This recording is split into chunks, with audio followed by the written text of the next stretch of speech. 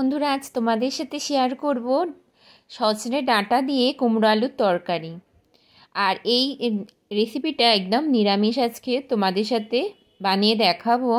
আর এখন তো সজনে ডাঁটার সিজন চলছে, আর সজনে ডাঁটা শরীরের পক্ষে ভীষণ উপকার। তো চলো আজকে রেসিপিটা কিভাবে করি তোমাদের সাথে দেখাবো। আর দেখো আলু, কুমড়ো, সজনে ডাঁটা আর আমি নিয়েছি কাঁচা লঙ্কা। এখন কড়াইটা বসিয়ে দিয়েছি। কড়াইটা আমি এখন একটু গরম হয়ে গেছে, আমি এখানে দিয়ে নিলাম সরিষার তেল। আর এখানে আমি এখন ফোড়নের জন্য দিয়ে নিচ্ছি শুকনো লঙ্কা, আর এখানে দেব আমি এখন 5 ফোড়ন। ফোড়নটা ভালো করে গরম হয়ে গেলে এর মধ্যে আমি দিয়ে নেব আলু। প্রথমে আলুগুলো দিয়ে ভালো করে ভেজে নেব।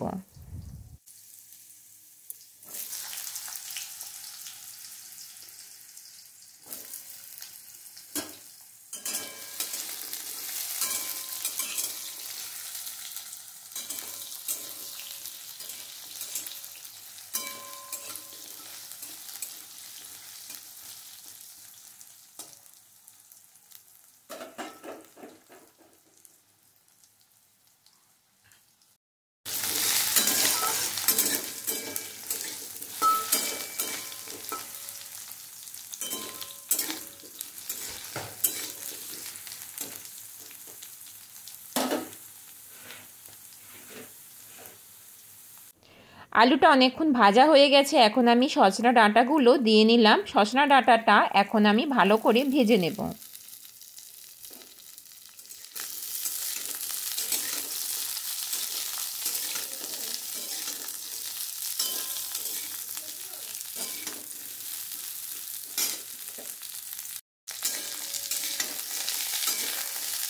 এগুলো না ঝরে গিয়ে পাতাটা ঝরে যাচ্ছে তাড়াতাড়ি।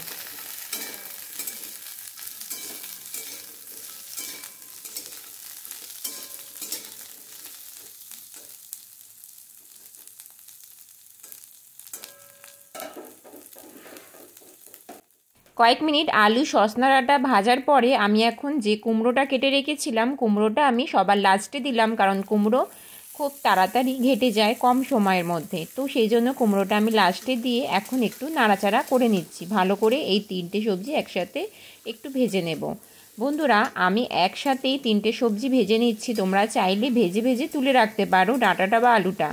যেহেতু আমি একদম কম তেলে রান্না দেখাচ্ছি বন্ধুরা, তো সেই জন্য আমি একই সাথে কিন্তু 3টে সবজি এখন ভেজে নিচ্ছি। তো আমি আলু, কুমড়ো আর ডাঁটাটা খুব ভালো করে এখন ভেজে নেব।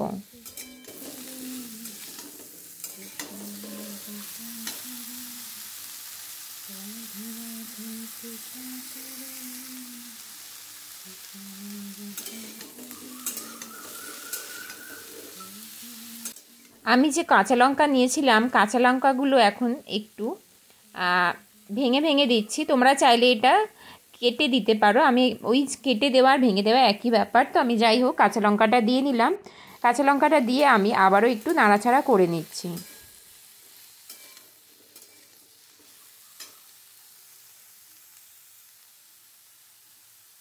এখন আমি এখানে দিয়ে নেব কিছু বাটা মশলা। অনেকক্ষণ নাড়াচাড়া করেছি, আদা বাটা দিয়ে নিচ্ছি।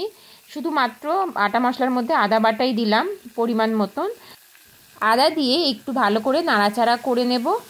আর আমি এতে একটা টমেটো দিয়ে নেব। ছোট সাইজের একটা আমি টমেটো এখানে কুচি করে নিয়েছি, তো সেই টমেটোটা আমি এখন এর মধ্যে দিয়ে নেব।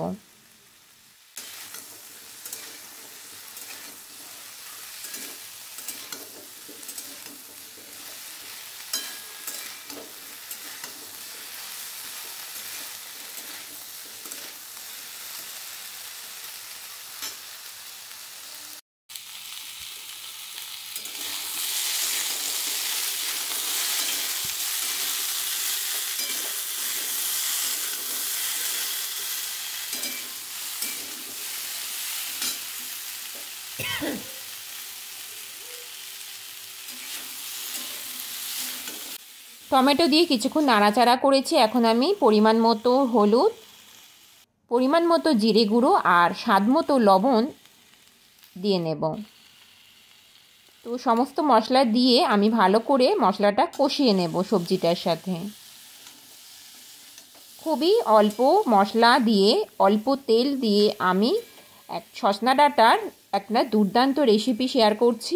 এই রেসিপি কিন্তু নিরামিষের দিনে লুচি পরোটার সাথে, রুটি পরোটার সাথে বেশ দারুণ খেতে লাগে। আর ভাতের সাথে কিন্তু সাথে যদি মুগ ডাল থাকে তো কোনো কথাই হবে না বন্ধুরা। তো দেখো মশলাটা অনেকক্ষণ কষে নিয়েছিলাম। এখন আমি এখানে পরিমাণ মতো একদম সামান্য পরিমাণ জল দিলাম, কারণ আমি মশলাটা অনেকক্ষণ ধরেই কষেছিলাম।